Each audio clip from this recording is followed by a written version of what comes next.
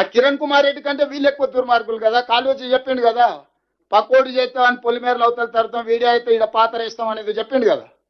So అది సరిగ్గా వీళ్ళిద్దరు వర్తిస్తుంది. ఆ రోజు ఇరిగేషన్ మినిస్టర్ హరీష్ రావు గారు, చీఫ్ మినిస్టర్ కేసీఆర్ గారు, వీళ్ళిద్దరిని ఊరేసిన, నేను అథారిటీగా చెప్తున్నా, వాళ్ళిద్దరిని ఈ జలాల విషయంలో చేసిన అన్యాయానికి హరీష్ రావు గారిని, కేసీఆర్ గారిని ఊరే తీసినా తప్పు లేదు.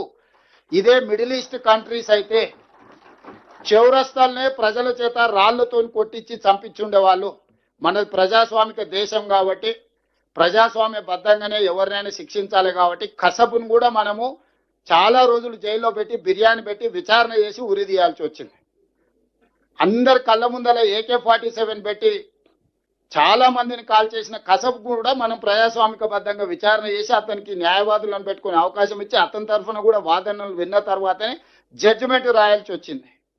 ఇక కసబ్కే అన్ని వసతులు ఉంటాయి, కేసీఆర్కి ఎన్ని ఉంటాయి మీకు తెలుసు కదా. అందులో సంపాదించిన సొమ్ముంది ఎవరినైనా తెచ్చుకోగలుగుతారు న్యాయవాదులను.